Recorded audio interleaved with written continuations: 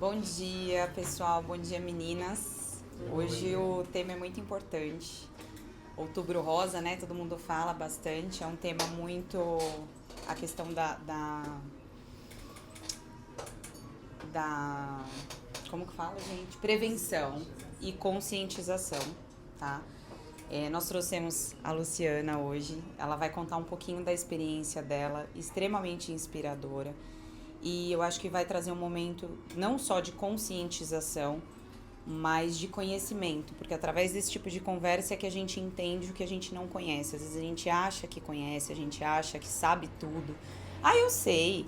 Ah, eu já vi. Ah, não, a gente não viu, a gente não sabe. Às vezes a gente não sabe as histórias que aqui tem, que aqui existem, dentro de cada mulher aqui, dentro da família de cada uma. Então, Lu, quero te agradecer por você ter topado esse bate-papo, por você trazer a sua história. Muito, muito obrigada. E vamos escutar um pouquinho do que a Lu tem para falar. Imagina, eu que agradeço o convite. Gente, bom dia. Bom dia. Eu sou a Luciana Lovato, diretora de canais. Espera, não, hoje eu tô com Luciana Lovato só, tá? Hoje eu não tô de Kaspersky, hoje eu tô de Luciana Lovato, uma pessoa que passou por algo que nunca imaginou que ia passar, talvez com a idade que eu tenho, ou talvez sem histórico nenhum na família, então foi algo que realmente me pegou de surpresa. Essa é a segunda vez que eu falo sobre o tema, tá? Não é algo fácil pra mim, mas a primeira vez foi no ano passado em um distribuidor que elas me convidaram. Seu microfone, E só pra... eu preciso ficar segurando? Você pode segurar ele aqui, não Pode tá ser no aqui? prendedorzinho, Pode ser né? aqui? Pode. Tá. E aí esse ano a Aline me mandou mensagem fazendo convite e tudo mais e eu lembro que foi muito especial o dia que eu fui lá fazer essa outra apresentação. Tinha sido muito recente que eu tinha perdido uma amiga, que vocês vão ver nos slides. Mas eu acho que de alguma forma, por mais difícil que seja, compartilhar essas coisas nos ajudam a tentar de alguma forma nos prevenir. Talvez se alguém tivesse me falado algumas coisas antes, ou até para essa minha outra amiga antes, ela poderia ainda estar aqui. A apresentação, inclusive, vai ser muito mais, acho que, sobre uma comparação entre ela e eu do que qualquer outra coisa, porque como foi o mesmo tipo de câncer, tem uma diferença muito grande do que aconteceu com uma e com a outra. E acho que isso é muito importante. Antes eu queria perguntar o nome de cada uma de vocês e se vocês já tiveram ou passaram na família de vocês ou com alguma amiga próxima um câncer de mama. Quer começar? Seu nome? Um pouquinho? Eu me chamo Cristina. Eu já tive, sim, uma amiga nova, com a mesma idade na época. A gente tinha, acho que, 22 anos. Nossa, muito cedo. E ela teve câncer de mama. Ainda na época, o filho dela tinha até 3 anos. Né? E, deixou um filhinho pequeno. Fez o tratamento, mas não chegou a resistir. E foi muito doloroso para todo mundo. Aí eu lembro disso até... Mas é difícil. Meu nome é Aline e eu não tive nenhum parente ou conhecido, assim, nem ninguém do hall de conhecidos que teve, né, câncer de mama. Uhum. Eu sou a Bruna, eu tive em 2020 câncer de mama triplo negativo, acho que o mesmo que Você teve? tinha 25 anos. Vocês sabiam? Alguém sabia? Não. Que doido, né? Você vê como às vezes está muito perto da gente, a gente não imagina. Verdade. Eu sou a Lídia, eu tive 2 amigas muito próximas que tiveram, uma em 2021 e uma em 2023. Elas se recuperaram, ainda estão se recuperando, porque uma delas precisou tirar o restante da mama, porque deu que poderia voltar e tudo, depois de todos os exames, mas foi muito pesado, eu acompanhei de perto. Meu nome é Brenda e eu tive histórico de câncer na família, dos 2 lados da família. E a minha tia faleceu tem 5 anos. Oi, meu nome é Jéssica. A minha família está passando por esse processo agora, né? A minha sogra ela está com câncer. Iniciou o processo de quimioterapia fazem 15 dias. Até ontem estava internada na UTI. O processo é o que a Lídia falou, né? Ele é muito... Quem está de perto, ele é muito doloroso. O cabelo dela, ontem a gente já começou a passar a mão nela, né? Já começou a soltar os fios. Então, é bem complexo esse assunto, e é o que você falou, acaba estando tão próximo da gente, a gente não tem essa noção. Meu nome é Eduarda. Eu tive, sim, na minha família, a minha tia teve câncer de mama. Ela conseguiu se recuperar na época, mas depois de uns anos ela teve outros cânceres que levaram ela a óbito. Voltou em outros lugares. Meu nome é Mirella. Eu tive contato, né, não só com família, mas amigos. A minha sogra morreu de câncer. Cuidamos dela por 5 meses no hospital, mas veio a falecer.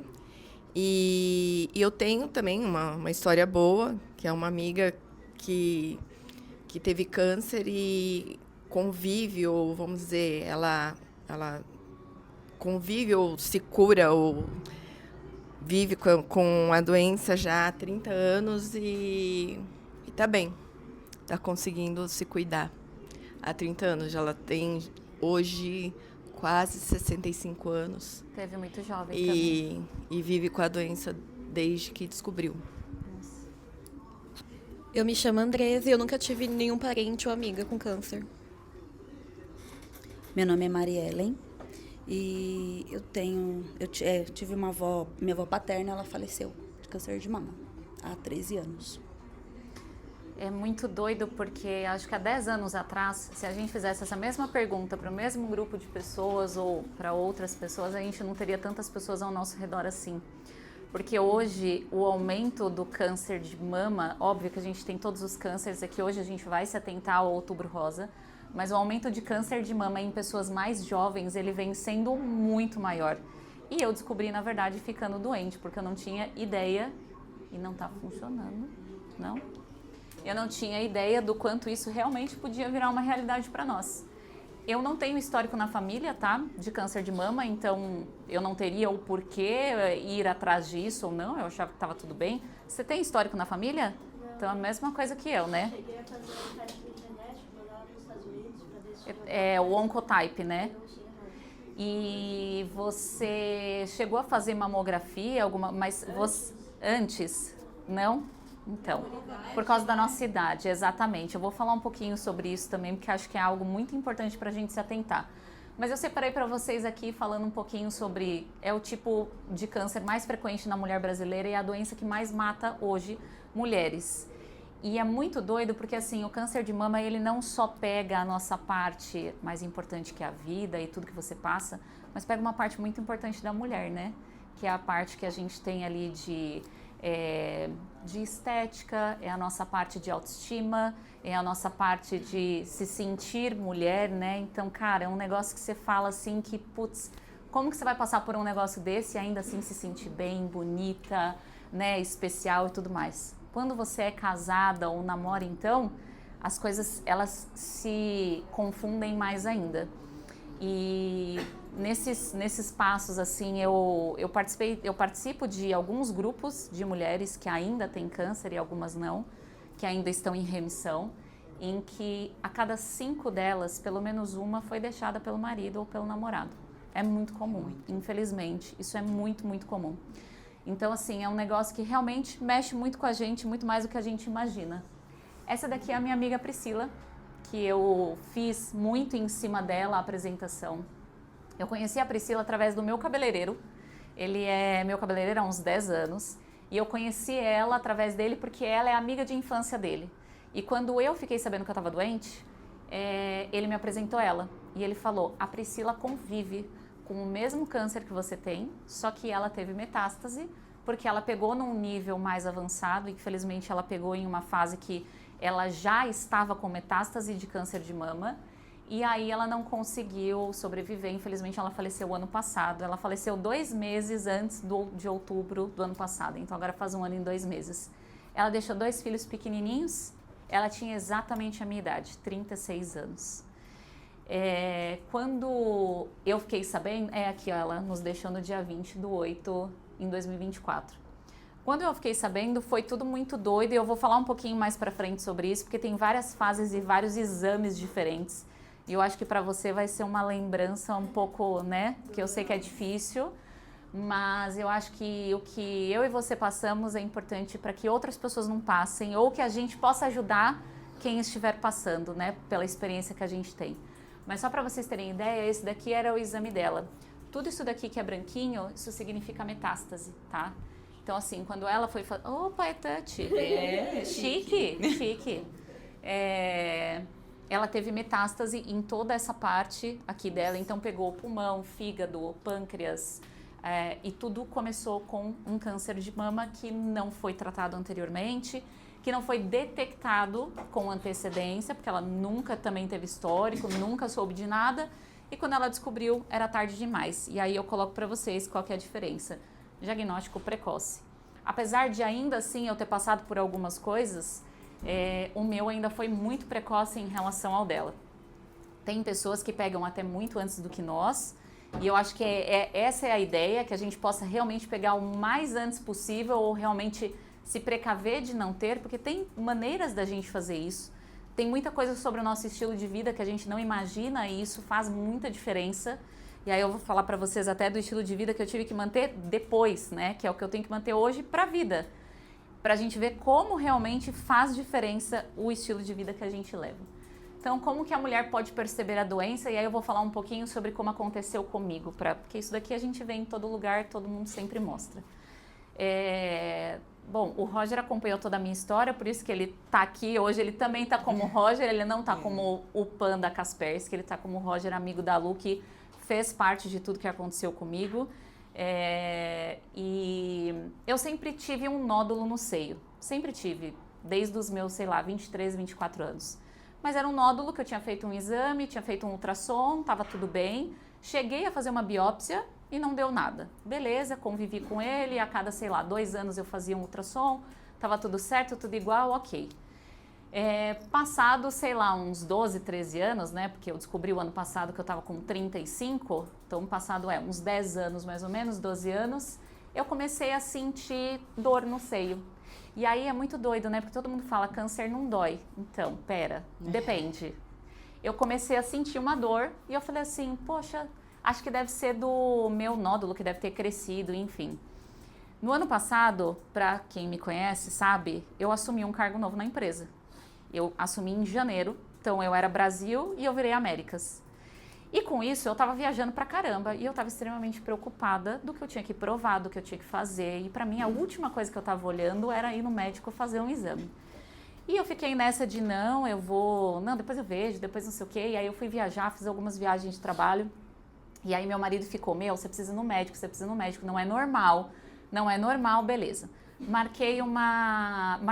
Mentira. Eu fui no Einstein, graças a Deus eu tenho um convênio muito bom por conta da minha empresa, então eu fui no Einstein, poucas pessoas têm a oportunidade, né, de ter acesso a isso.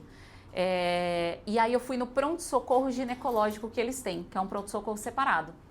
Porque qual foi a ideia? Como eu já tinha uma viagem marcada no dia seguinte, ali eu conseguiria fazer um ultrassom na emergência. Se eu fosse marcar, ia demorar muito. E passei, pois ela fez um ultrassom em mim, ela era ginecologista mastologista. Ela fez o ultrassom, ela identificou exatamente aquele nódulo e ela falou, tá tudo certo. BIRADS 3, você sabe o que é? Que ainda é praticamente assim, chance só de 10% de virar um câncer e ela não achou nenhum outro nódulo. Vai para casa tranquila, tá tudo bem. Fui viajar. E eu continuei com aquela dor no seio, eu continuei com aquele negócio de, tá estranho e tal, mas beleza, trabalho, você vai passando, você nem... Passou um mês, e aí meu marido ficou, cara, tem alguma coisa estranha, marca um médico. Marquei um médico, assim, do nada, liguei no Einstein, pedi indicação, doutora Karina, mastologista, marquei com ela, fui. E aí, conversando com ela, ela pergunta, né, você tem histórico na família? Não tenho histórico na família. Tá, você já fez ultrassom? Já fiz ultrassom, tá aqui o resultado. Aí ela viu, aí ela, tá, vamos fazer o autoexame então. E falam muito, se vocês forem perceber, que o médico que salva a vida no câncer de mama é um mastologista. Porque a mastologista, eles têm um negócio de sentir, de apalpar, que nenhum outro médico tem. E aí eu deitei lá para ela fazer o autoexame. A hora que ela colocou a mão nesse canto e o meu nódulo era aqui, eu senti dor. E ela falou, você já sentiu alguma coisa aqui antes? Aí eu falei, não. E ela começou a apertar e eu sentia muito incômodo. Aí ela, você já fez mamografia alguma vez na vida? Eu falei, eu tenho 35, ninguém pede antes dos 40, né? Não é pela idade. Ela falou, então você vai fazer uma mamografia, fica tranquila que eu acho que tá tudo bem, é uma questão de controle. Vai fazer uma mamografia e eu também quero que você faça uma ressonância. Aí já vem aquele negócio de, putz, pediu mamografia pra mim, mas ainda assim, na minha cabeça eu tava, vai ficar tudo certo. Tanto que eu só contei pros meus amigos e pra minha família quando o negócio já tava quase que descobrindo, porque eu ainda acreditava que não ia ser nada, sabe? Que ia dar tudo certo. E aí veio essa questão do ultrassom versus os outros exames que a gente precisa fazer. Eu fiz o ultrassom de novo e no ultrassom de novo não saiu exatamente o câncer, saiu só o que eu tinha de nódulo. E aí quando eu fiz a mamografia e quando eu fiz a ressonância magnética, foi que apareceu, porque o meu câncer estava embaixo do músculo do seio. Então ele não aparecia nas imagens do ultrassom, o ultrassom não consegue chegar lá, só consegue uma mamografia e uma ressonância. E aí aqui um recado para vocês muito importante. E isso eu aprendi com a minha médica, porque antes de fazer a apresentação e tudo mais, eu conversei muito com ela para saber o que eu poderia falar e o que pode fazer diferença, o que pode ajudar ou não. E ela falou assim, olha, é muito importante que as mulheres saibam que elas têm o direito de pedir a mamografia para qualquer médico, para qualquer médico.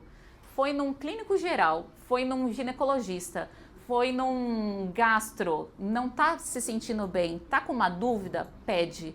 Eles são obrigados. Isso é lei, a gente pode, é o único exame que a gente pode pedir para fazer, a mamografia. É um direito de todo mundo, tá?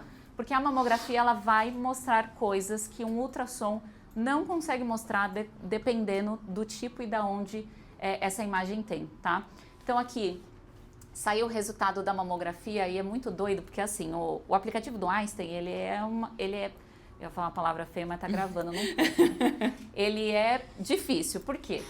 Ele te manda as notificações quando o resultado do exame tá pronto, né? E aí você olha sem o médico, você vai lá e entra. Sim, e lógico. O Google Morte, ele é uma coisa que você faz acesso diário, né? É isso você mesmo. Fala, imagina. E eu peguei lá a imagem e falei, opa, peraí.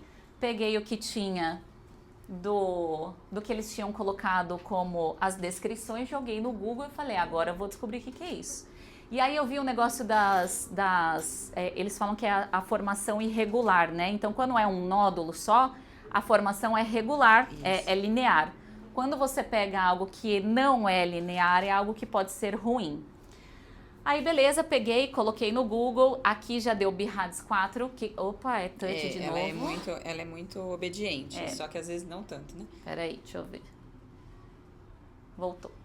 Saiu o BIRADS 4, aqui eu já me deu um tipo, opa, pera. Mas ainda assim o BIRADS 4 pode ser um tumor benigno, pode ser algo que tá tudo bem. Só que você tem que fazer uma biópsia. E aí eu fui na médica, tem aqui as imagens até da mamografia, ó, se vocês verem, ele aparece aqui, ó, tá vendo como ele tá bem pra trás na mama? Então foi esse daqui que não saiu no ultrassom. Ele aparece aqui também, ó, que eu tinha 2, né, que tiveram que ser retirados. Então, assim, só essa daqui é a ressonância, não é nem a mamografia, tá? A mamografia é a anterior que eu mostrei pra vocês e essa daqui é a ressonância. Então, ele aparece nos dois, aparece nos dois. E na ressonância. E na ressonância aparece com muito mais detalhe. Ele aparece com muito mais imagem, né? E geralmente, assim, principalmente, não vamos falar de um Einstein, porque os caras, enfim, fazem um tratamento absurdo. Mas vamos falar, por exemplo, de uma saúde pública. Toda mamografia ou toda ressonância é extremamente caro para um hospital ter que fazer. Então é óbvio que eles só indicam quando eles realmente acham que é câncer. E a ideia desses exames é para você se prevenir. Você tem que fazer antes de desconfiar. Precisa fazer todo ano, né? A partir dos 50 e pouco, você tem que fazer a cada 6 meses. Então, assim, é um negócio que a gente tem que pedir, porque infelizmente na saúde pública a gente acaba tendo muito problema em relação a isso. Até para vocês compartilharem com outras pessoas, que vocês conheçam, né, do círculo de vocês, a importância de pedir para fazer esses exames. Muita coisa na saúde pública é evitada por conta de gasto. Então, é a gente que tem que se preocupar com isso por nós, sabe? Isso é muito importante. E aí, beleza, veio a parte da biópsia, a médica me indicou. a gente vai ter que fazer uma biópsia. Eu falei para ela, doutora, temos um problema, eu tenho uma viagem marcada a trabalho. E aí eu tinha uma viagem para a Hungria, para Budapeste, onde eu ia fazer a minha primeira apresentação num evento global. E eu tava super nervosa, né? E aí eu coloquei, né, o medo e a incerteza tomam conta, porque assim, foi exatamente ao mesmo tempo. Eu tava com muito medo, de novo, eu tava num cargo que eu tinha acabado de assumir há 2, 3 meses, né? Isso foi em abril, né? Então eu tava no cargo há 4 meses e eu ia fazer essa minha primeira apresentação num evento global que, puxa, pra mim tava assim, né, sensacional. Só que era difícil porque eu não tava conseguindo muito me, né, dedicar. Mas ok, a médica falou, olha, você tem que fazer a biópsia antes de viajar, você precisa fazer. Até ali eu ainda achava que poderia não ser nada e não contei pra ninguém, só meu marido sabia. Ele foi comigo, fiz a biópsia, tudo mais. E aí sai, né, aqui as referências. E quando sai a biópsia, automaticamente o médico faz uma solicitação de um imunohistoquímico para entender o tipo de câncer e qual receptor, tudo que ele é direitinho, os tipos. Depois eu queria que você até falasse um pouquinho do seu, porque o seu é diferente do meu e eu acho que é bom que a gente pode as duas compartilhar um pouquinho com as meninas. Esses 2 resultados saíram, eu estava viajando. Eu estava lá, foi um dia antes da minha apresentação, eu estava lá sozinha, estava lá só com pessoas do meu trabalho e chegou uma notificação do Einstein no meu celular. A hora que eu abri, essa aqui foi a primeira coisa que eu li, carcinoma invasivo de mama sem outras especificações. E aí, uns 2 dias depois, saiu esse daqui, dizendo exatamente qual que era o meu tipo de câncer, né? Eu lembro até hoje o momento, porque eu estava almoçando no Hard Rock, lá da Hungria, o Roger sabe quanto eu gosto, então eu fui lá para comprar o meu imã que eu faço coleção. Eu estava sentada na mesa sozinha, comendo, um dia antes do evento começar, e aí eu abri o aplicativo e eu tremia. Eu não sabia o que fazer. Eu falei, gente, não é possível. Tá errado, né? Tá errado, porque eu acho que é a primeira reação que a gente tem, né? Você fica, assim, seu chão cai na hora. Eu falei, como assim? Eu tô com câncer, né? E é uma palavra tão forte, né? Eu acho que até para quem tem, às vezes, aquele câncer que é um pouco mais tranquilo, ou um câncer de pele mínimo, de uma pinta, alguma coisa assim, assusta. A palavra te remete à morte, a palavra te remete a algo doloroso, a passar por um tratamento gigante, né? A pensar em tudo que a sua família vai passar junto com você, porque é aquilo que você falou, sua sogra tá passando, vocês todos estão passando. É um negócio muito em conjunto. E aí, na hora, eu liguei na câmera pro meu marido, enfim, chorei muito com ele, falei, ele ficou muito nervoso também na hora. E aí, na sequência, eu liguei pro meu chefe, pro meu atual chefe hoje, que é o Cláudio, que assim, de verdade, nesse período todo, eu só tenho a agradecer a ele, porque ele autorizou comprarem uma passagem para mim na hora para eu ir embora. Eu não apresentei no evento, o que para mim foi muito triste, porque eu perdi uma oportunidade, mas eu não tinha a menor condição de estar lá, eu só queria voltar para casa. E ele autorizou, foi super caro, assim, de verdade, foi quase 30 mil reais a minha passagem para voltar, porque foi de um dia para o outro, num outro país, com escala, então super caro, e ele falou, a gente vai fazer o que precisar para você ficar bem. Então eu fui, embora no outro dia, algumas pessoas ficaram sabendo até no evento, porque na hora que eu fui fazer tem coisa que não ajuda na hora, né? Na hora que eu fui fazer meu check-out do hotel, tava uma galera chegando dos meus amigos que me conheciam lá. E aí um conta pro outro, que conta pro outro, que conta pro outro, todo mundo veio falar comigo. E nem eu tinha absorvido ainda, né, a notícia. E aí aquilo foi me deixando pior até. Ok, beleza, passei e fui pro aeroporto. Foram 17 horas de voo, sozinha, pensando nisso. 17 horas, assim, eu falo que foram as minhas 17 horas mais reflexivas da vida. Porque eu não tinha internet, né? Você tinha que ficar assistindo alguma coisa ali para distrair a cabeça. Mas eu fiquei pensando, como é que vai ser daqui pra frente? O que eu vou fazer? Como que eu vou conversar? Enfim, explicando um pouquinho do meu câncer, aí depois eu queria que você falasse um pouquinho do seu, se você se sentir à vontade, tá? O meu câncer foi 100% receptivo de hormônios. Então, vocês vão até ver que o tratamento que eu ainda faço até hoje, ele é voltado para isso. E o que isso quer dizer? Que tudo que mexe com o meu corpo em termos de hormônio pode ter me deixado doente. Nunca vamos saber exatamente o que aconteceu. Mas pode ter sido um anticoncepcional que eu tomei por um tempo, né? Pode ter sido algum tipo de alimentação que eu não fiz de forma correta, pode ter sido algum tratamento estético que eu fiz, que me expôs a alguma coisa hormonalmente, nunca vamos saber como veio. Mas ele era 100% receptor de hormonal. Tanto que, para vocês terem noção, é tão perigoso agora para mim essa questão de hormônios que pro resto da vida eu não posso fazer reposição hormonal. Então, tudo que vier das pessoas de velhice eu vou ter que aguentar e conviver, porque eu não vou poder fazer reposição hormonal. E o meu marido, por exemplo, se ele faz uso de... como é que fala daquele gelzinho que passa? De testosterona, ele não pode encostar em mim. Porque se aquilo pega em mim, é 2 para isso voltar rapidamente. Então, eu tenho que ficar totalmente longe. A testosterona, ela vira estrógeno no corpo da mulher. Exatamente. Então, quem tem que tomar muito cuidado com esse tipo de contato. Exatamente. Então, assim, é um negócio que você não imagina, né? E, para falar a verdade, eu imagino que talvez uma parte do uso de anticoncepcional que eu fiz foi um grande causador. Por quê? Eu tomava anticoncepcional desde muito cedo. Eu jogava handball quando eu era jovem. Eu joguei muitos anos handball, eu era federada. E eu jogava assim, desde os 12 anos de idade. E quando você joga tudo mais, você tem que ter um controle muito certo, né? Em relação ao período menstrual, tudo certinho. Então, a única coisa que me regulava era tomar anticoncepcional. Então, desde novinha, eu sempre tomei, mesmo antes, né? De ter relações e tudo mais. Mas eu sempre tomei para que eu tivesse um ciclo certinho por conta dos meus jogos, dos treinos, de todo o período.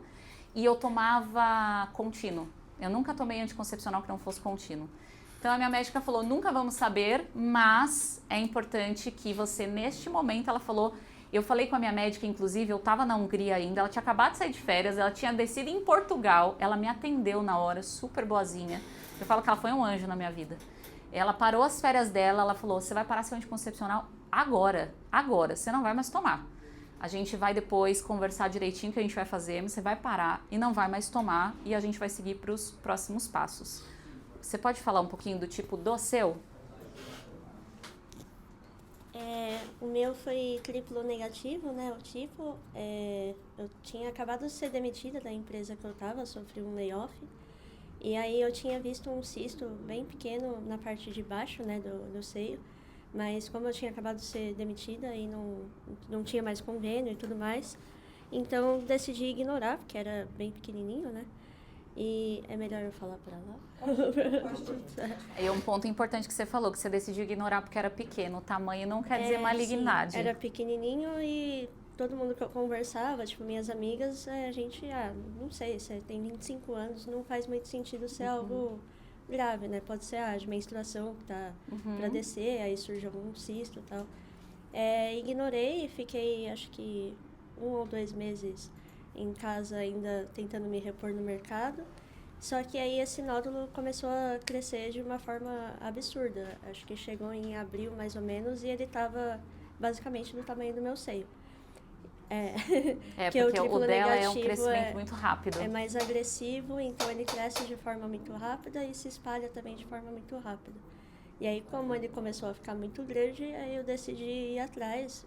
Na época eu morava de favor com minha ex-sogra, e ela que arcou até com os exames, porque pelo SUS é muito devagar, né? E aí fui fazendo, na ultrassom já saiu como BRAS 3, né, que já é suspeito. E daí pra frente é só pra trás, né? É bem isso mesmo, daí pra frente é só pra trás. Aí fiz a mamografia, só que não conseguia pegar, porque tava num formato esquisito. E aí na ressonância já saiu também meio que certeza, e na biópsia saiu que era o carcinoma invasivo, só que o triplo negativo. Acho que é isso. E ele não é... Ele se alimenta do quê? É hormônio não, também? Ele surge ele do não nada. tem nada a ver com hormônio. Exatamente. Ele surge do nada, não tem razão nenhuma, não tem um caso na família, não tem genética, simplesmente aconteceu. E aí você tirou ele? Não, primeiro eu tive que fazer 16 químios para reduzir. Aí fiz a mastectomia total e radical, né, quando tira os linfonodos aqui também. Tanto que esse braço eu não posso mais fazer nenhum tipo de procedimento, né, porque tira os anticorpos. E depois fiz radioterapia, 25 sessões, e tomei comprimido por mais um ano. Então foi um tratamento bem intenso. E hoje você faz algum tratamento? Não, agora eu só acompanho anualmente, porque como é diferente do tipo dela, é só acompanhar porque meio que não tem cura, ele pode voltar a qualquer momento. Então eu tenho que ficar acompanhando. No caso hormonal, acho que tem o período de medicação para controlar e é o bloqueador, se considera curado. Obrigada. E esse foi um negócio muito importante que ela falou. Quando é pequeno, a gente ignora as coisas, né? Mas um pequeno pode se tornar grande e um pequeno pode ser ruim também. O meu não era tão grande. Se você tivesse visto pequeno... Exato. Se ela tivesse visto pequeno, talvez ela nunca teria feito químio. Porque a químio, ela geralmente é feita para diminuir para você entrar numa cirurgia ou para quando ele já se espalhou de alguma forma que você realmente precisa tirar do corpo inteiro. Se não só a radioterapia, que é local, né, que eles falam que é para tirar só do local, é o suficiente. Então, tadinha, ela passou por um negócio super, né, pesado que talvez se do seu lado tivessem pessoas que fossem mais informadas, você poderia ter tido de outra forma, né? E aí, beleza, a vida precisa continuar e os próximos passos precisam ser encarados. E aí, voltei para o Brasil, conversei com meu marido, contei para os meus amigos, contei para as minhas irmãs. Meus pais são falecidos desde que eu sou pequenininha, então a minha família mesmo são as minhas irmãs. E aí elas ficaram arrasadas, né? Assim, acabou com elas, porque elas nunca imaginaram, e eu sou a irmã mais nova. Então, elas sentiram bastante, né? Quando eu contei. E daí é muito doido, porque você tem dois lados de encarar isso. Tem um lado muito bonito, que todo mundo fala que a gente se transforma, que a gente renasce, que a gente não sei o quê. E aí eu tinha dias que eu tinha vontade de mandar bater em alguém quando eu recebia algo do tipo, sabe? Vem renascer assim, então, que você vai ver como é legal, né? A gente não precisa passar por tanto assim, né? Mas, então, existe um lado muito poético quando a pessoa é forte o suficiente para passar por isso dessa forma, ou existe um modo muito natural, que eu acho que foi o que eu mais encarei, de olhar que eu realmente estava muito assustada e que, de verdade, no fundo, eu nunca vi como um negócio do tipo, nossa... Estou nascendo de novo para me reconstruir. Desculpa, eu não sou esse tipo de pessoa, sabe? Eu sou muito realista das coisas que acontecem. Eu sabia que algo assim tinha acontecido por algumas das escolhas que eu tomei, como estilo de vida, como tomar anticoncepcional, né, para a vida inteira e tudo mais. Então, e tem um negócio muito doido também que falam sobre o câncer de mama. A bebida, o álcool, ele é um dos também que pode fazer a gente ficar com câncer de mama. A gente acha que não, mas o consumo de álcool, ele pode aumentar em quase 30%, 40% a chance da gente ter câncer de mama. E não é só, hoje, claro que é sobre isso, né, sobre o câncer de mama, mas todo tipo de câncer, tanto álcool, tabagismo, ele potencializa, né? Então, isso é um ponto importante. Eu também estou passando por um caso de câncer na família, não é de mama, é com meu pai, mas que uma das causas, e isso é fato, tabagismo, câncer de boca, e o segundo é o uso de álcool. Então, isso é um ponto muito importante. A gente gosta, eu adoro vinho, mas eu acho que o consumo a gente precisa repensar a frequência, a forma que a gente já sabe que não é uma substância para o nosso organismo, né? E a gente consumir com excesso, ele causa isso, né? E o câncer, ele nada mais é do que a nossa célula crescendo de uma forma incorreta, desordenada por algum motivo. Tem muita gente que acredita também, e eu de verdade, eu não descarto nada, que fala muito que também é algo emocional, né, que a gente passa. Até falar com você sobre isso, né, a questão psicológica, porque a minha primeira amiga, a que eu falei de 2021, que teve primeiro, a mãe dela morreu de uma forma muito agressiva. Um cara estava empinando uma moto e pegou bem nos peitos da mãe dela quando a mãe dela estava varrendo o quintal.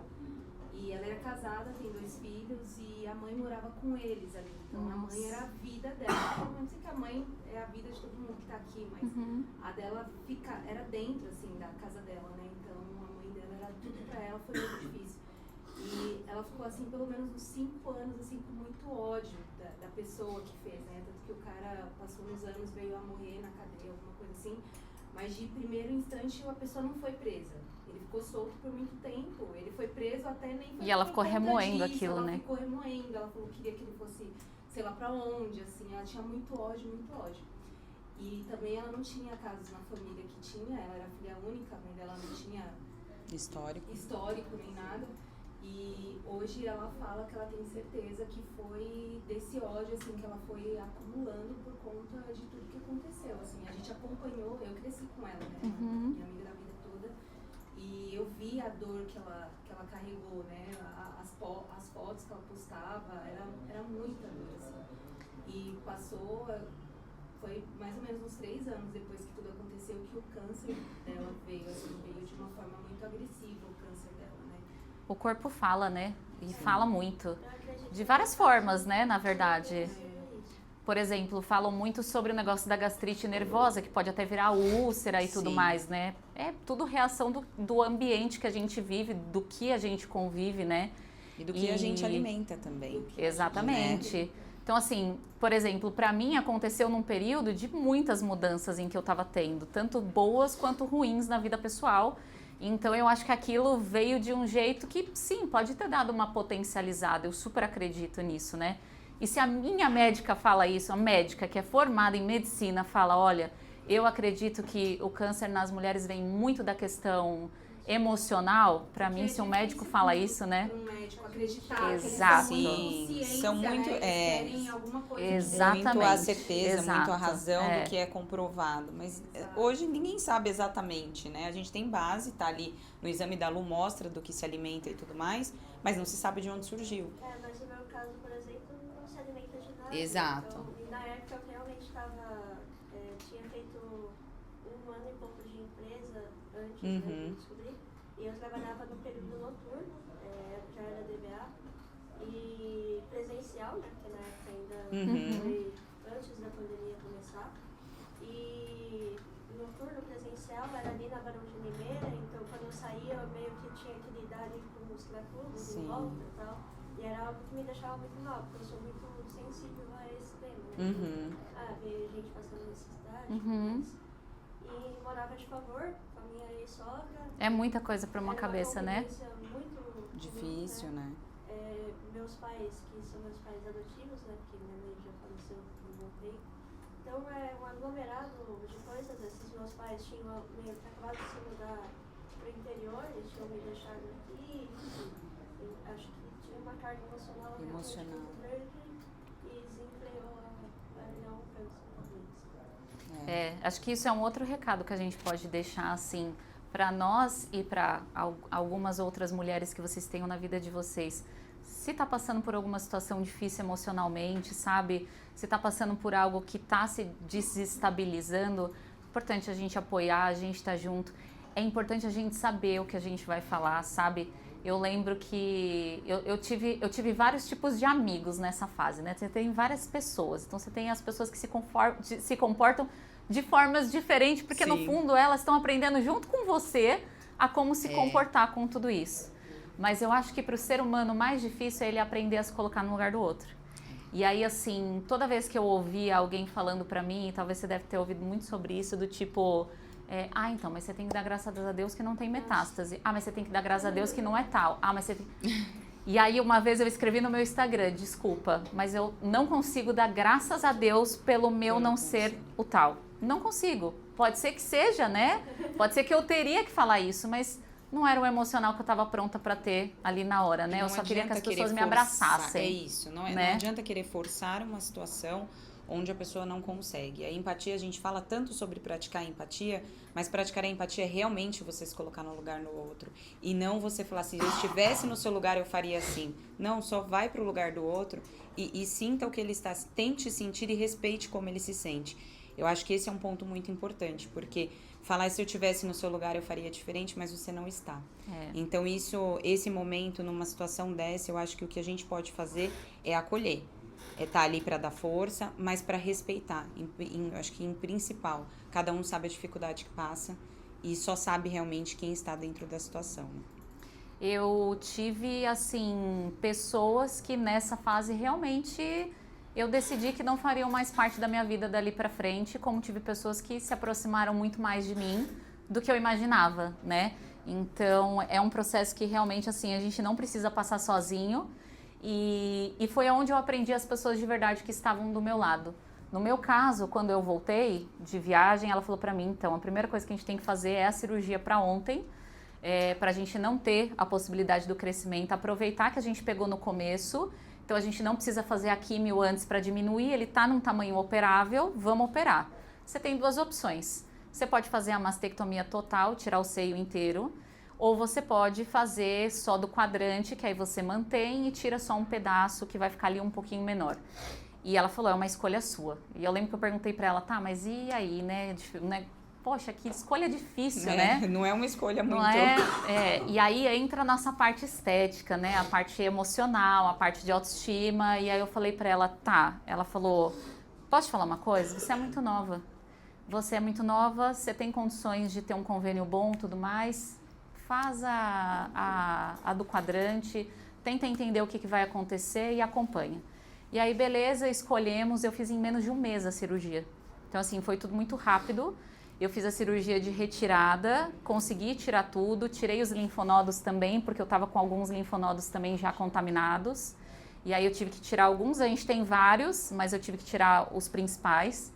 E a mesma coisa, eu também não posso fazer nada nesse braço. Eu nunca mais pude fazer drenagem linfática, que eu adorava.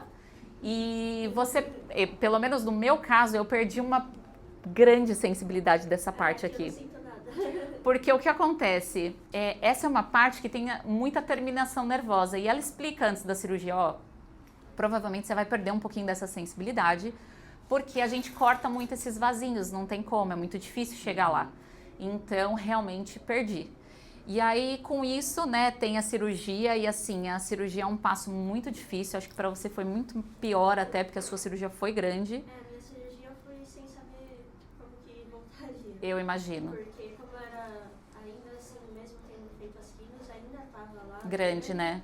E aí não sabiam se iam tirar tudo na hora, se ia conseguir uma reconstrução. Então eu fui sem saber como que voltaria. E aí acabou que pra reconstruir eles tiveram que fazer de repuxar meu músculo das costas e fazer. Pra poder fazer enxerto. Então foi realmente uma cirurgia muito grande e não sinto basicamente Nada dessa parte, né? Aqui. Eu fiz a cirurgia, eu tenho 2 cicatrizes, né? Então eu tenho daqui até aqui, porque a minha foi a parte de baixo, então teve que levantar toda essa parte que estava embaixo do músculo. E eu tenho a dos linfonodos, que você também deve ter, né? Que é na parte da axila. E aí eu fiquei 25 dias mais ou menos com o dreno, que a gente tem que ficar, e essa parte pra mim era a pior. Essa parte pra mim eu falo que, olha, se eu soubesse que era assim, eu teria feito mamografia a cada 3 meses pra ter certeza que eu não ia ter que passar por isso, porque essa parte do dreno, você descobre que a parte do dreno é mais chata do que você ter o câncer, porque é muito, muito difícil. Porque o dreno você tem que ficar limpando, é uma quantidade de sangue absurda que fica saindo, sabe? É um cuidado super chato. E por ter tirado aqui, você não consegue levantar o braço? Você não pode levantar o braço, você tem que dormir sempre de barriga pra cima, porque você, imagina, você descolou a mama, e a mama, a médica explica que é uma esponja. Se você se move e ela não cicatriza. Então você tem que ficar, é a mesma coisa nesse caso de quem faz silicone, porque você tem todo um acompanhamento por causa da mama, tudo mais. Então é um lugar super chato. E você precisa das pessoas, é muito difícil. Então, por exemplo, meu marido ficou 30 dias lavando meu cabelo porque eu não podia levantar os braços daqui, né? E aí depois da cirurgia, você tem que ficar um tempo sem fazer a radioterapia, porque fica muito sensível e tudo mais. Você vai do médico, eles fazem uns cálculos doidos lá para fazer a sua região da radioterapia. E eu fiz 25 sessões de radioterapia também todos os dias, segunda a sexta, no mesmo horário. E eu fiz isso junto com o trabalho. Então, assim, eu não queria parar de trabalhar, né? Eu só parei de trabalhar no período da cirurgia. Tanto que o cara do RH veio conversar comigo e falou, Lu, então eu vou te colocar na caixa. Eu falei, não vai. Eu vou ficar só 14 dias quieta, porque eu não vou pegar o 15º e eu vou trabalhar de casa no comecinho e depois eu volto aí pro escritório. Então, todo o meu período da radioterapia, eu fui pro escritório, todos os dias. Todos os dias não, desculpa, 2 vezes por semana, né? E eu tive pessoas que me levaram, esse daqui foi tudo na radioterapia, tá? Então, essa daqui é a minha irmã mais velha, com as minhas sobrinhas, e aí a minha irmã levava as minhas sobrinhas, porque elas ficavam brincando comigo pra me tirar daquilo, porque A radioterapia, ela tem um lado, ela não se compara a uma químio de forma nenhuma, mas ela tem um lado muito difícil, assim, que, por exemplo, eu pelo menos tive muita queimação, então eu fiquei muito queimada mesmo, assim, com feridas, e eu tive muita queimação aqui de não conseguir comer, eu não conseguia me alimentar direito, porque a rádio é muito forte, né, então ela te deixa muito cansada também depois, então por isso que, de uma certa forma, eu mais ou menos estava sempre acompanhada. Nas primeiras sessões eu ia mais sozinha mesmo, mas depois eu sempre precisava estar com alguém. Essa daqui é a minha sobrinha, quando a gente estava na 10ª sessão, e ela pedia para ir todas as vezes comigo, mas não podia, né? E o Roger, que vocês conhecem, ele também me levou junto com a Amanda em uma das sessões lá de radioterapia. Esse daqui é meu marido. Esse foi no último dia da minha radioterapia, ele me levou. Então você vê que eu estava maquiada praticamente em todas, porque eu estava trabalhando. Todos os dias eu ia trabalhar. Eu podia estar chorando, eu podia estar mal no dia, mas eu ia lá, eu me maquiava, me arrumava, eu falava, não, eu vou trabalhar, porque eu quero que isso acabe logo, sabe? Não era uma questão de, ai, não, vai ser lindo, vai ser uma superação, não. Eu só queria que aquilo acabasse. E eu queria meio que fingir que nada estava acontecendo, mais ou menos isso, sabe? É uma válvula de escape. Uma válvula de escape, exatamente. E aí os cuidados depois da cirurgia e da radioterapia, no meu caso, continuam, né? Porque como o meu se alimenta de hormônio, eu tenho que fazer um tratamento que chama hormonioterapia, que eu faço até hoje, né? A princípio são 5 anos fazendo, então eu tô há 1 ano e pouco, porque eu comecei em agosto, né? Então 1 ano e 2 meses mais ou menos. Tenho mais 3 anos e pouco pela frente. E no 5º ano eu ainda tenho que ver se eu vou precisar fazer ou não mais 5 anos, né? Quais são as coisas que impactam nisso? Ah, esqueci de um ponto importante também de falar antes disso. Depois da cirurgia, você tem aquele negócio, a minha médica ficou em dúvida se eu fazia químio ou não. Porque tem todo aquele negócio de saber se estava só ali ou se tinha mais células espalhadas pelo corpo. E a químio é para matar o que está no corpo inteiro, né? Quem tem condições consegue fazer isso, quem não tem como. Tem um exame que chama Oncotype, que é um exame que você manda para os Estados Unidos para você saber a efetividade de uma quimioterapia no seu tratamento. E aí com isso você pode descartar uma químio. No SUS, todo mundo, tipo 99% das pessoas vão para químio direto. Porque é mais fácil, porque não é um medicamento tão caro, então você vai para químio. E muitas delas talvez nem precisariam, mas infelizmente é um exame que não tem acesso aqui. O convênio não cobre, então graças a Deus eu consegui ter um dinheiro guardado para poder fazer, mas me custou R$18.000, é muito caro. E assim, quantas pessoas não têm a condição, né, de fazer? E com isso veio no exame que a efetividade da químio para mim seria em 10%. E aí a minha médica falou, então você não precisa fazer, vamos seguir com a rádio, porque realmente o seu problema é local e a gente consegue resolver e depois ir para hormonioterapia. Então essa é uma opção também que quem tem condições consegue fazer para saber, porque uma quimioterapia é muito difícil e ela que passou por isso pode falar para nós. Sofrida, né? É muito sofrido, é. Quando eu ia fazer a rádio, o setor da quimio ficava perto, né? E aí você vê as pessoas, eu via criança, por exemplo, né? Poxa, você vê criança, na verdade ali quando você vê criança você se sente, né? É muito difícil, né? Mas a quimio, ela realmente mexe muito mais, a ponto que a pessoa não consegue trabalhar e é extremamente complicado, né? Então, tudo que a gente puder fazer para evitar, principalmente a quimio, eu acho que é muito importante, tá? E aí, o tamoxifeno é o medicamento que eu tomo, então, assim, de uma forma muito fácil de explicar, ele é uma hormonioterapia que eu faço para zerar os hormônios do meu corpo. O que isso impacta? Eu praticamente funciono como se eu estivesse na menopausa. Então, eu tive as ondas de calor da menopausa, tive todas as coisas. Nesse período, eu infelizmente não posso engravidar. Então, assim, foi uma... É muito doido porque eu lembro que eu conversava sempre com a minha irmã, acho que eu não quero ter filho, não quero ter filho, não quero ter filho. O dia que me tiraram a possibilidade de ter, eu comecei a pensar 2 vezes. E eu falei, poxa, será que eu queria? E aí você fica naquela, ai, talvez eu quero, talvez eu não quero. Existe toda uma possibilidade de você ter no meio do tratamento, passado os seus 3 anos de tamoxifeno, fazer uma pausa, tentar engravidar e depois continuar, mas é um risco alto de o câncer voltar, então precisa balancear o quanto disso, né, vale ou não. Eu tô numa idade que depois dos 30 anos é muito mais difícil engravidar E como foi tudo muito rápido, não deu tempo de congelar óvulos. Então, assim, as minhas chances ficaram bem pequenas. E o tamoxifeno vai acabar só aos meus 40 anos. E aí já não sei mais se vou conseguir ter filhos ou não. Mas vai ficar para um outro lado. Então, eu acho que essa parte é muito a realidade, né? Não o bonito do renascer. Eu super agradeço de estar aqui, mas eu acho que a gente tem que se atentar a não ficar doente, a não ter, a descobrir muito no começo, a não ter que passar por tudo isso, sabe? Porque o resto é muito mais difícil. Então, os cuidados são para o resto da vida. E o que eu falei para vocês sobre a questão de estilo de vida é muito importante. A minha médica fala que 40% das chances de voltar depende de mim, que é o exercício físico. O raio do exercício físico de fazer, e não é nem musculação, tem que fazer cardio. É cardio. E não é chegar lá e ficar 10 minutinhos no cardio. Ela fala pra mim, se você fizer isso, é a mesma coisa que nada. Você tem que fazer cardio 3, 4 vezes por semana, 40 minutos todas as vezes que você for. 40% disso depende de você. Então, assim, é pesado, né? Porque eu, por exemplo, não gosto de ir pra academia. Eu vou por obrigação. Tem gente que gosta, eu não gosto. Eu não aprendi a gostar até hoje.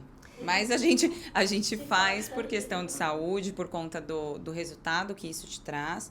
Mas, assim, falar que a gente gosta, pode existir, eu sei. Vou acreditar que tem alguém que goste, mas eu acho que vira uma obrigação quando a gente olha, né? E a gente tem as experiências, e a gente tem que sim usar as experiências das pessoas que a gente conhece como inspiração. Então, eu acho que a Lu tá aqui hoje trazendo a experiência dela, a Bruna ter compartilhado com a gente a experiência dela, tudo que ela passou, isso é muito importante para a gente se olhar,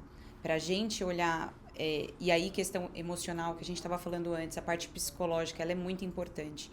Então, até um passo antes, além de fazer a mamografia, de ressonância, de se cuidar e ir no médico, a gente precisa cuidar muito do nosso emocional e do nosso psicológico. Às vezes a gente se sobrecarrega, a gente entra no automático, a gente tem família, a gente tem emprego. Principalmente a mulher, né? A mulher, ela quer abraçar o mundo, A gente quer dar conta de tudo. E a vida da internet, ela faz com que a gente olhe e ache que todo mundo dá conta de tudo, e não, cada um tá travando a sua guerra pessoal.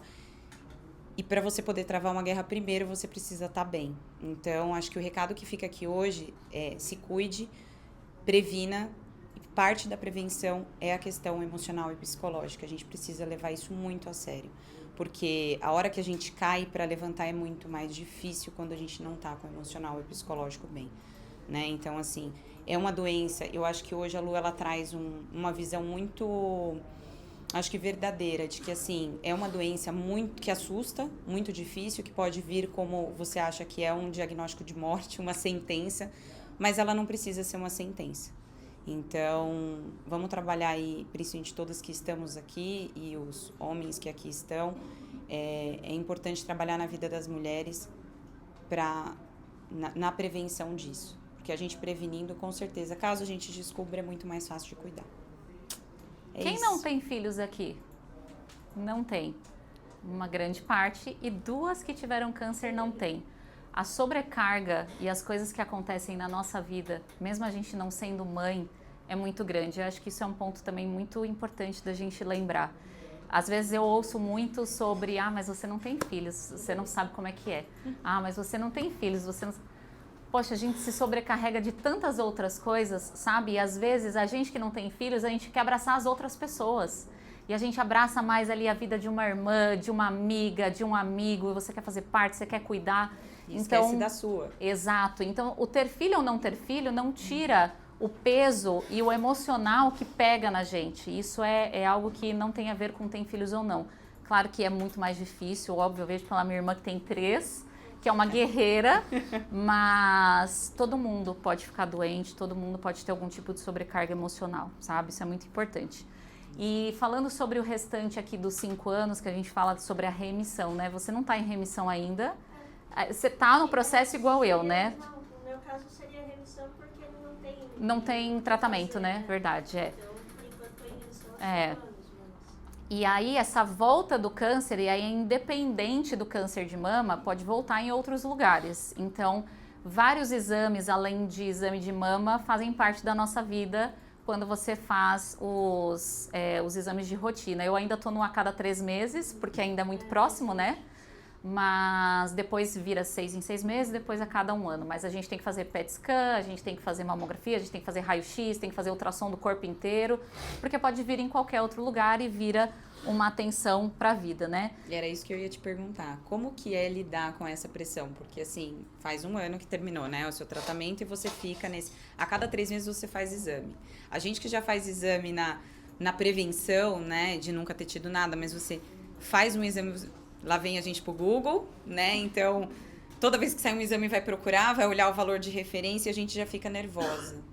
Como é isso pra você, Lu, a cada 3 meses? A cada 3 meses alguém me lembra, né, que eu tenho que ir lá de novo. E assim, e aí você começa a ter um monte de médico. Então você tem um oncologista, você tem um mastologista, você tem não sei o quê, você tem um nutricionista, um endócrino, que você tem que mexer na alimentação, mexe nisso, mexe naquilo. É difícil, eu vou te falar que assim, a gente nunca esquece. Acho que nenhum dia eu esqueço que eu já fiquei doente. Acho que quem passa, né, quem teve realmente sente essa insegurança para a vida. Mas de verdade eu fico pensando que pode acontecer com qualquer um, porque a gente pode atravessar a rua e ser atropelado, né? A gente pode sofrer um acidente, a gente pode ficar doente de outra coisa. Claro que eu acho que a gente acaba tendo um medo um pouco maior por ter tido uma experiência mais próxima de algo ruim, mas eu acho que a gente aprende a viver, sabe?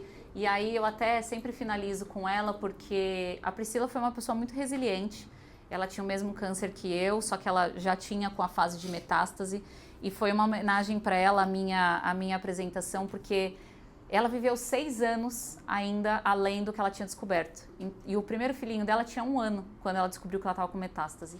E ela falou, acho que eu não vou conseguir ver ele no jardim de infância, não vou conseguir ver ele crescendo, passar Natal, isso e aquilo. E a cada conquista dela, né, no nosso grupo que a gente tinha, ela vibrava assim, para ela passar mais um Natal, era como se ela tivesse ganho na Mega Sena, sabe? E eu acho que é isso que é muito importante a gente olhar e começar a dar valor. Isso mudou na minha vida. O negócio de resiliência e tudo mais, isso daí pra mim, sabe, eu não me conecto a essas coisas porque eu sou muito realista. Mas eu coloquei muito pra mim a importância das coisas, sabe? Dinheiro não é tudo na vida, isso ficou muito claro, acho que mais do que nunca, porque você pode ter o dinheiro que for, óbvio, você pode ter um acesso melhor à saúde, mas se for pra você morrer, você vai morrer e você não vai levar nada do que você tem pra lá. Mas eu comecei a dar valor a coisas pequenas e quem me ensinou não foi eu ou o câncer que eu tive, quem me ensinou foi ela. A Priscila dava valor a coisas que assim, ela me ensinou a ser uma pessoa melhor. Então não foi o meu câncer que me ensinou a ser melhor, foi as experiências que eu tive com outras pessoas que tiveram, que foram me ensinando pequenas coisinhas, sabe? Então ela passava uma Páscoa, ela ficava super feliz, né? Ela passava mais um Natal com eles, ela ficava muito feliz. E aí o dia que ela faleceu, o marido dela fez um post pelo Instagram dela e falou que ele nunca mais ia esquecer a simplicidade que ela mudou e começou a viver. Porque ela era uma pessoa que ela era bem financeiramente, só que ela mudou muito a vivência dela depois que ela aprendeu a passar por tudo isso. Então acho que o meu recado final para vocês é: primeiro, sinto muito pelas pessoas que vocês perderam, né? As que perderam. E fico muito feliz por você ter conseguido ficar bem, né? A gente tem que acompanhar pro resto da vida. Se cuidem, tá? A gente também é importante, não são só os nossos filhos, os nossos amigos, os nossos maridos, namorados e afim. Se cuidem, porque hoje a saúde tem um acesso muito bom, sabe? A gente acha que tem muito mais coisa do que 10, 15, 20 anos atrás. Então vamos a isso, porque é nosso direito. E eu agradeço muito o convite de ter estado aqui com vocês e poder compartilhar um pouquinho da minha história. Obrigada. Obrigada, Lu.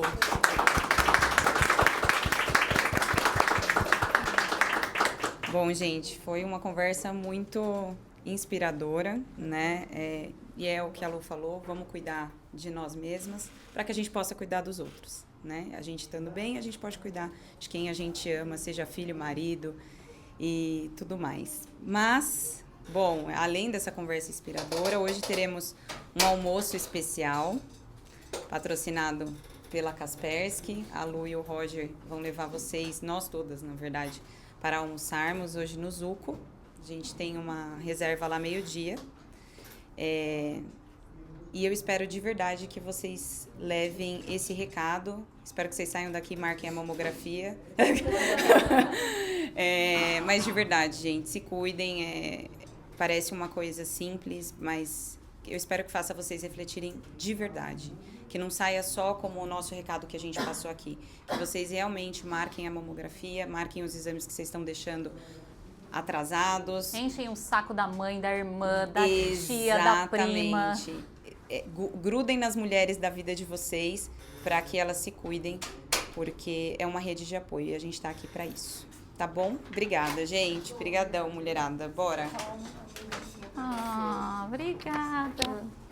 Pelo convite, por você ter vindo até aqui, nos explicar um pouquinho mais. Imagina, eu que agradeço muito. Né? Obrigada. Não é fácil falar, mas eu confesso que aquela mocinha ali me ajudou muito. E foi uma coisa muito legal, né? A gente não sabia do caso dela. E olha que doido, né? Quanto tempo você tá aqui? Acho que é um mês. Um mês, tá. Faz pouco tempo. Não deu tempo. Mas ela é muito quietinha também, duvido que ela ia falar. Né? Ela falou, não, eu não vou falar. Eu falei, não, por favor, não sei que você não queira e tudo. É que além de tudo, eu ainda sou autista, né? Então eu tenho uma trava social. Ai, que delícia. Mas você falou super bem, foi ótimo. E muito obrigada de verdade, porque é um ato de generosidade falar sobre esse tipo de experiência, porque são coisas muito íntimas, são situações que nos mostram a nossa fragilidade, como a Lu falou aqui, que eu acho que é um ponto importante ela colocar que não era todo dia que eu estava forte, eu não queria ser forte. E isso é importante porque o tempo todo a gente é cobrada também por ser mulher, acho que é algo muito importante. Não, a gente não pode sentir que não vou achar legal, não vou achar que... não, a gente tem que estar o tempo todo feliz, rindo, tá tudo bem, vai passar. Não, tem hora que você não quer, você se revolta com Deus, sim. E é normal. Vou comentar só uma coisa. Aqui a gente está falando do câncer de mama, eu entendo, mas eu perdi uma prima com 42 anos por conta do câncer de colo de útero. Super nova. E extremamente nova, com 3 filhos também. Ela estava prestes a ter uma neta. E ela foi, assim como vocês, trabalhando. Ela começou a sentir muita dor e ela não ia no ginecologista já há um tempão. E foi passando, a dor foi aumentando, e aí ela tomava um remédio, passava, mas chegou num nível que não estava aguentando mais, ela não tinha convênio, e aí ela foi numa UBS, e assim, do primeiro exame que ela fez, já foi identificado, e ele já tinha tomado já tinha se estendido, sabe, pra trás, então dela já não tinha mais jeito. E tem uma coisa muito legal falando sobre isso que você falou da sua prima, né? Que ela não tinha convênio e tudo mais. Tem muita informação que a gente não tem, depois eu vou compartilhar com você, pra você compartilhar com as meninas. A minha médica, na época, compartilhou comigo a cartilha da pessoa com câncer. Tem uma cartilha que é muito legal, com todas as informações do que você pode ter para te ajudar, inclusive saque de FGTS, sabe? Coisas que a gente acha que não dá para fazer. E dá, exato, porque a gente não tem informação, nunca imaginar. Você tem desconto até em imposto de renda, em cirurgia, quando você não tem o convênio. Tem muita coisa que a gente pode...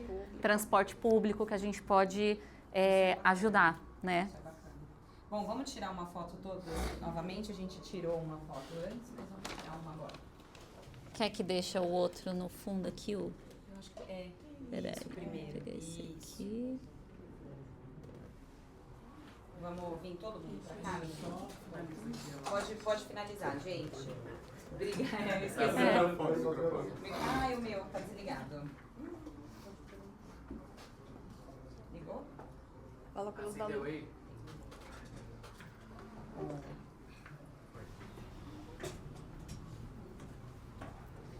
Para quem acompanhou até aqui, compartilha essa live, manda para uma amiga, uma mãe, uma irmã.